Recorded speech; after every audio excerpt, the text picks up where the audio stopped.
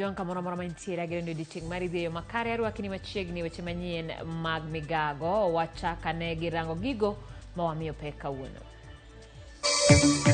Joten skunde medo yuago gope magin godo kata bed ni giseyudo bath pok mar omenda mar tam mokwongo. We want to ask the government to disarm and goes enough security in Baringo, or else teachers of this county will walk in the streets. Jopuonje county ma Baringo bogo ng'anyo kapo ni piny owacho ok biloso weche arita e gwengego tok jonjore ne gachiel kuomgi. Tunaumia kwa ile boda, juu hata gari yangu nimeacha kule. Ndio garau nikuje nione familia, kule pesa nimeishiwa, matajiri wanaumia, mizigo inaharibika, yote sasa ni hasara. Yuarruok mar ohala kin piny Malawi gi Tanzania odino ne mwandu jo Kenya e boda mar pinje ariyogo.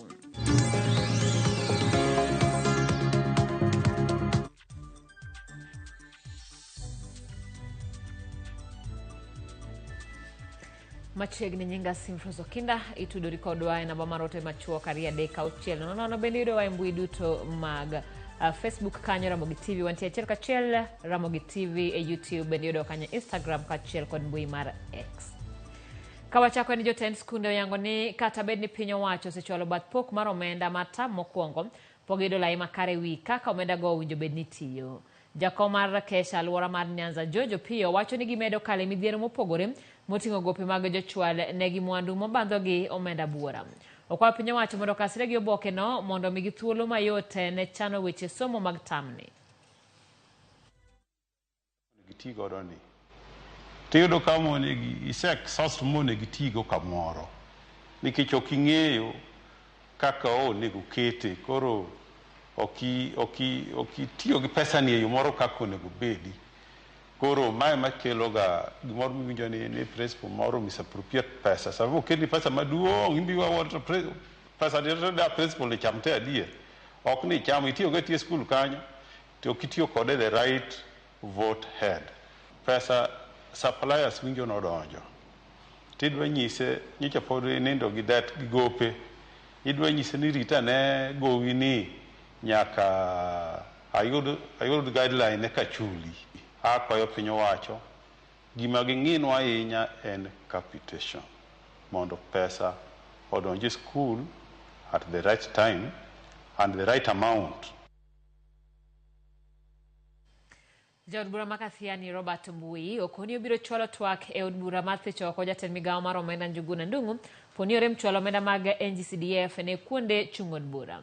Jaod bura ni koni twak mare mokwongo modhi chwalo ka od bura kata ka od bura ochako twak en mar thicho oko jatend migawo mar omenda kama chielo en mar thicho oko jatend piny kaluwore kod osuru mag bembo go jo Kenya.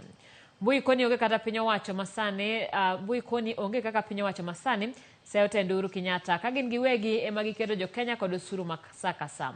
Okoni nyaka sani jonyuol wuok oko kamanyo sir mag omenda ne nyithindgi madonjo skunde ka olero ni chakre dwe mar 7 higa mokalo gisema na yudo milion 34 kende ya gucho omenda dongruok kuonde chung od bura mag NGCDF. Wakati huu tumezunguka na Kenya yote, constituencies zetu zote 290, wabunge wametembea, tumechukua majina ya watoto na tuko tayari sasa watoto wakasome. Lakini hatujapata pesa through the CDF accounts za kusomesha watoto wetu. Kufikia wa sasa tukiwa mwezi wa kwanza mwaka wa 2024 na unajua mwaka ulianza last year kutoka July. Tumepata only 34 million in NGCDF accounts. Hiyo pesa haitoshi kabisa hata kupeana basari. Na ndio tumesema tumepeana onyo kwa CS wa fedha Njuguna Ndung'u. Tukasema hivi, lazima aweke pesa za CDF ndio watoto waweze kusoma. Kama hataweka pesa ambazo zinatosha basari, tukirudi bunge kazi ya kwanza tutafanya ni kuweka sahihi tupeleke yeye nyumbani. Japuonjre moro mane oluonge skundi ya wuoyi mar Kabianga High School mantiere Kericho koro kwayo kony mar dhi nyime kod sombe tok wuoyi no chope skul gi lwete nono.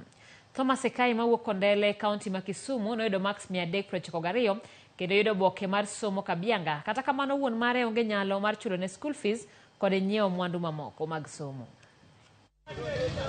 Maen skund sekondar mar Yawuoyi ma Kabianga, jonyuol kod jopuonjre ochopo kod mwandu mag siro somo ka jopuonj gi jotije mag skul nono mar neno ni orwak jopuonjre gi e chako sombgi mar sekondar. Ataro mar kaka jopuonjre mamoko chopo e skundni, Thomas Ekai, ochopo ka gi lwete nono maonge kata janyuol moro amora mobiro godo. Thomas mawuok e sub location ma Kanyakwar, location ma Kondele, kaunti ma Kisumu, wacho ni odak kod wuon mare maonge nyalo kagoyo rak matindo tinde manomiyo yudo kata omenda mar chulo nyamburko manochopo e skul. I hustled so that I can earn money.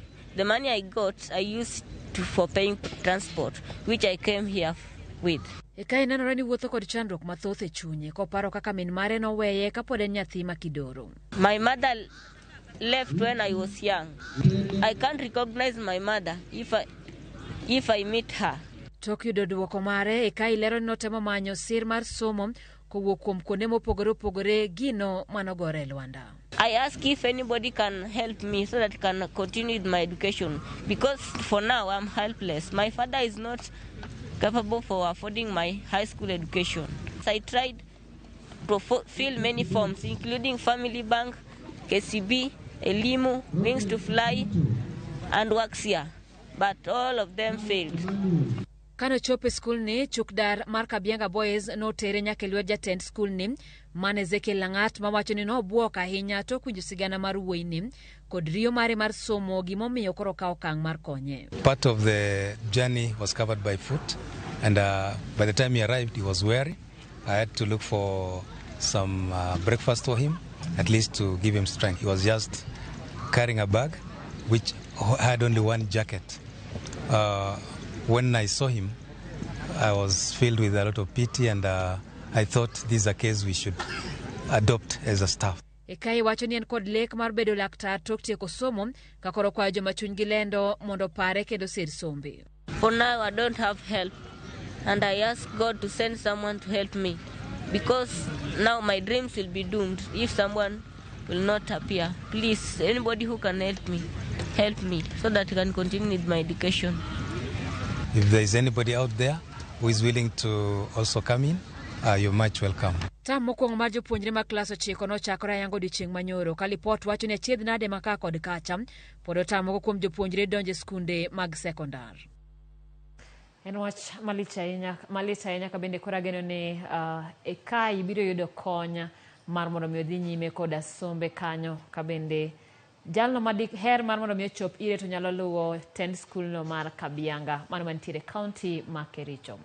Kawadhi nyime ni riwruok mar jopuonj NAT bade ma Baringo bwogo bago ng'anyo poni sirikal orem tieko timbe nek ma itimo kod jomaundu e gwengego mag Baringo. Ka giloso boma ma Kabarnet bang' nek mar japuonj maduong' ma Chemoyi kar chung od bura ma Baringo North, jagoro mar NAT bade ma Baringo Joshua Cheptaras osayo piny owacho kuom rem rakore kod jomaundu e gwengego ma nyaka sani koro gilokore gi geto jopuonj. Gimiyo sirikal ndalo mondo oma jomaundu go gige lweny ma ka ok kamano to gibiro dhi ng'anyo nyaka sirikal winj duondgi. Cheptarus bende onyiso jopuonj machich gi arita margi kuonde ma gipuonje mondo dhi e apisi mar Teacher Service Commission mondo wilgi tergi e gwenge ma arita berie. Giwacho magi bang' Elijah Simuko, jalup japuonj maduong' ma Chemoyi, nyocha ne ochiel gi jomaundu nek makoro kelo kwan joma oseyoto ngimagi e lwet jomaundu e chopa auchiel. Watoto wakisikia mwalimu yao hayuko tena ni chungu sana. So sisi kama walimu tumetofika sana kwa kupoteza mwalimu mwenzetu. Ningependa tu kusema pole, na vile our executive secretary amesema sisi walimu tuungane na tuone vile tutaweza kusaidiana. Naomba tu serikali wasaidie walimu na wapatie walimu security. We want to ask the government to disarm and goes enough security in Baringo, or else teachers of this county will walk in the streets until we get security in Baringo. Baringo North so much is, Baringo North is bleeding. Baringo South is bleeding. And we've been saying the same year in here out. We want to ask our beloved president, who assured Baringo that once he ascends to power, we will never hear of any banditry, any killings. that now this is a wake-up call. Please give order for these killings to stop immediately. Duond bura mar ODM e kaunti ma Migori okwedo weche ma iwacho kod jokanyo mag UDA ni huma margi sani pek e kaunti ni ka giwacho ni mago mana weche ma iwacho mondo eka gimorgo jatend piny William Ruto. Ka otendegi kod jagoro mar ODM e kaunti ma Migori Joseph Olala wacho ni Migori pod en kar ODM kendo wechego ma iwacho kod jokanyo mag UDA ok migi kibaji kata matin. Olala omedo ni jotelo e gwenge mag Nyanza mapako UDA gin mago mane orem e siasa kendo sani gimanyo kaka ginyalo yudo tich kod omenda moro matin ka wuok kuom jatend piny Kenya.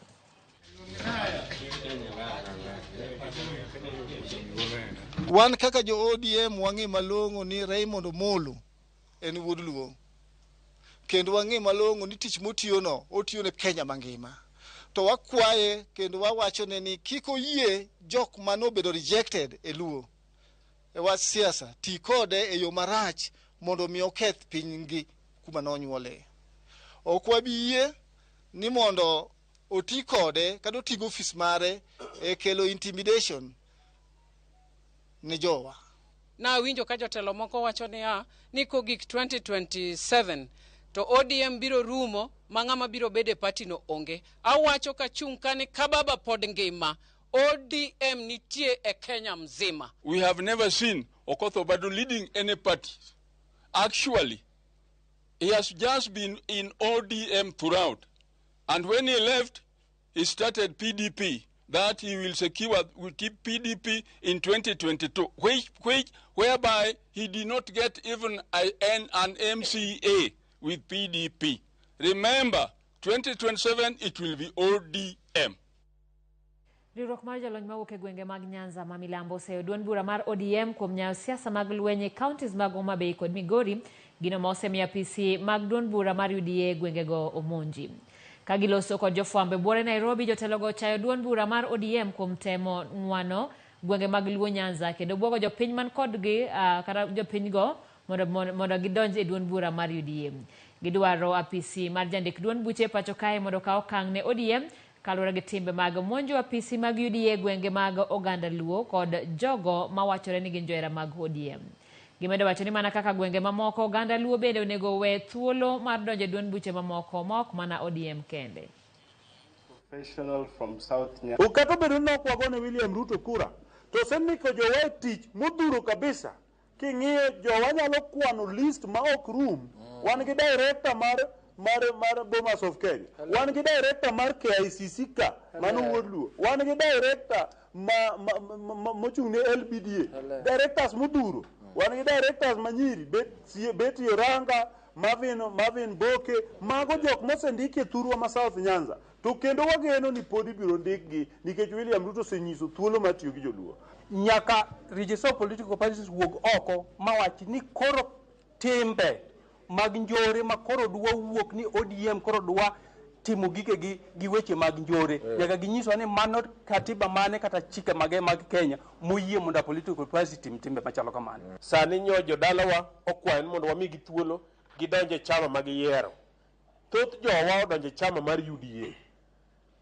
To jok moko matin mag jo chama mag ODM temo tiyo gi lweny gagogo kabwogo jowa.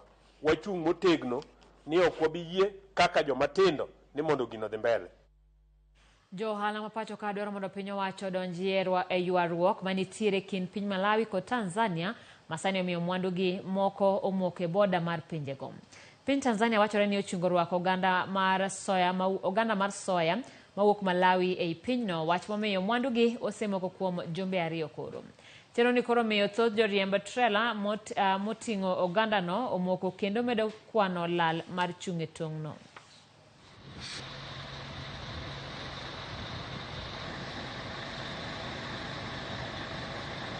Tunaumia kwa ile boda, juu hata gari yangu nimeacha kule. Ndio garau nikuje nione familia, kule pesa nimeishiwa, matajiri wanaumia, mizigo inaharibika, hiyo yote sasa ni hasara.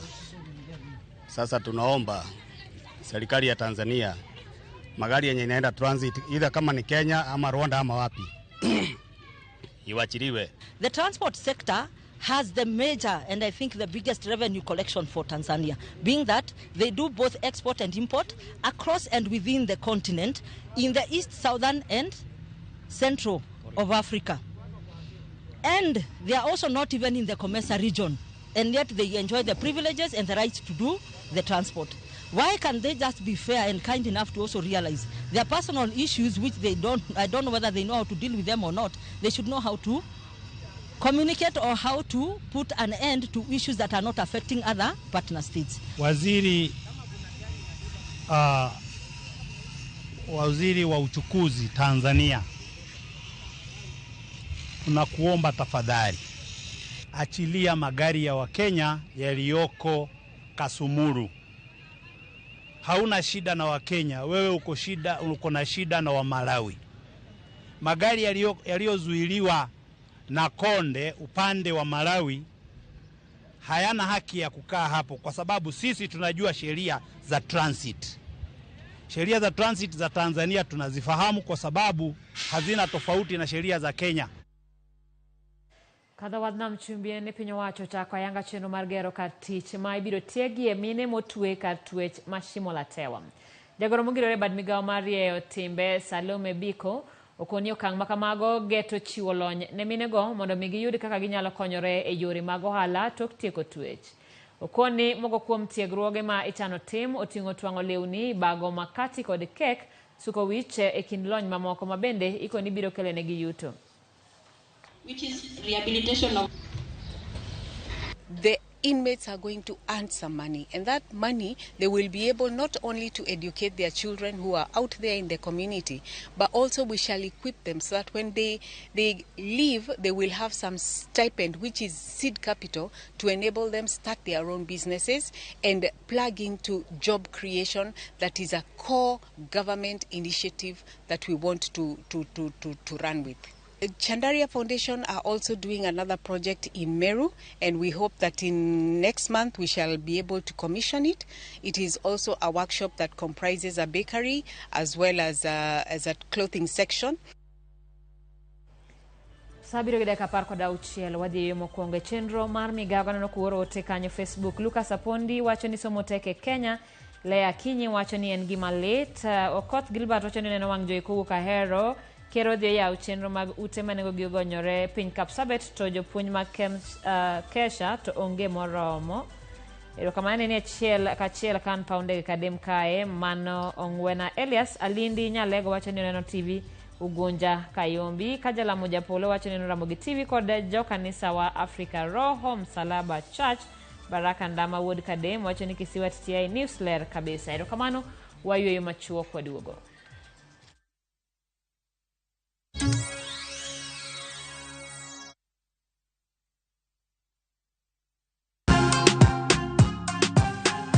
Cheza game isikucheze. Mimi shabiki na nade kuplay tena, nilieka kichwa yangu ikabai tena. Play responsibly.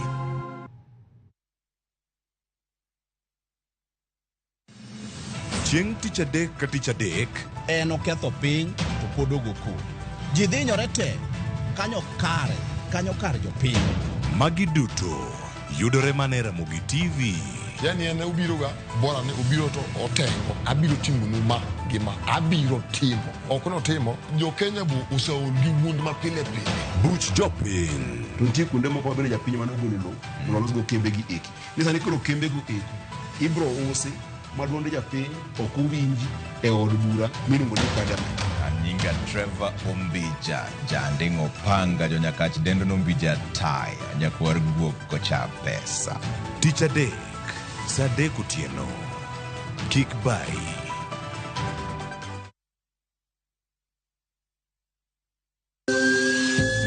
Ikri ne wuoth makende mar puonjruok weche thieth kod rito ngima ji. Nitie gik moko mwanyalo timo mondo mi wageng' tuoni. Kochakore karieng'o nyaka kuonde thieth. Kiki mwony yath mora mora kapok daktari opuodho. Wabiro wuoyo gi ji e yo mabiro mulo chunyi kendo miyo pachi yawre. Awuoyo about cerebral palsy.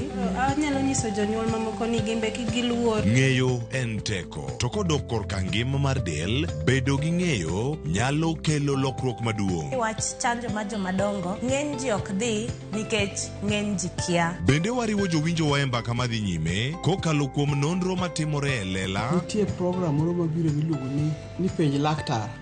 Ober ahinya nikech opuonjowa gik mang'eny. Koda ka tudruok e yor mbui. Riwri kod Ruth Otieno e penj laktar. Wuok tich nyaka tich abich saa 12 odhiambo mana e Ramogi TV.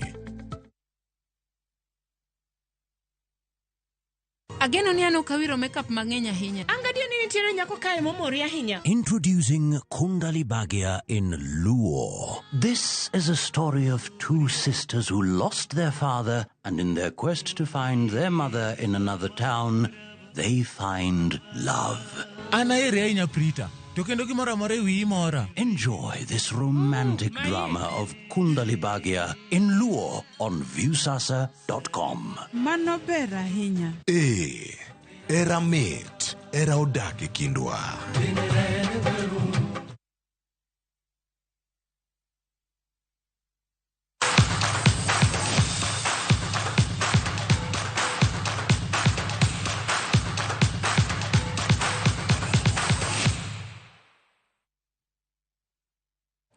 E pau tuke jalo chabirio yangi APM mashabiki Super Jackpot kage yudo kanyakla siling 851 kod 25. Jalo chigo gin Rosa Chieng mar Siaya, Jane Katiku kod Edward Shihalo mar Machakos, Steven Maina mar Nairobi, Leonard Mwendana mar Kitui, Onesmus Kaburu mar Meru kod David Gatheru mar Nakuru. Ng'ato ka ng'ato oyudo siling 121,575. Shikilia hiyo hapo, tuanze sasa. Are we ready? Hiyo maswali tu nimekuuliza, unijibu kwa Kikuyu. Utaweza, si ndio? So mimi nauliza na Kiswahili unajibu na Kikuyu. Washindi hao wa bonasi ya Super Jackpot walishabikia ushindi wao wakikiri kupata afueni kiuchumi. Plans za January zinakuanga mingi, kuna watoto wanasoma, kuna kijana wa my brother wanganamlipia fees. Na pia kuna mama tulikuwa tunamwekea nyumba paa. Kwa hivyo naweza kumhakikishia mahali yako ajue sasa mvua haitampiga tena. Hizo mabati zitakuwa zimewekwa na possibly hata floor. Niliweka beti zangu na nikapata 12 out of 15. Yes. Kule nyumbani niko na ujenzi. Naendelea kujenga nyumba yangu kule. Na pia niko na watoto wa shule na wasaidia pia upande wa school fees. Ingawa sio wangu mwenyewe, ni wajukuu. Kido ilikuwa pia niko na kashoti ya school fees. Na nilipoona pale, niliona ni kama Mungu ameshuka.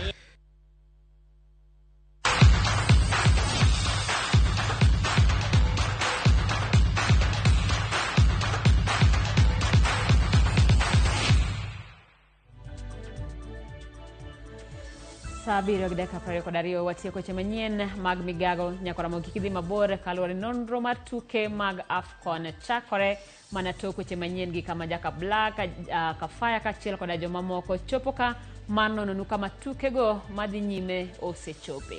Ero kamano kuom bedo koda chenro ni, nyinga Simfroz Okinda.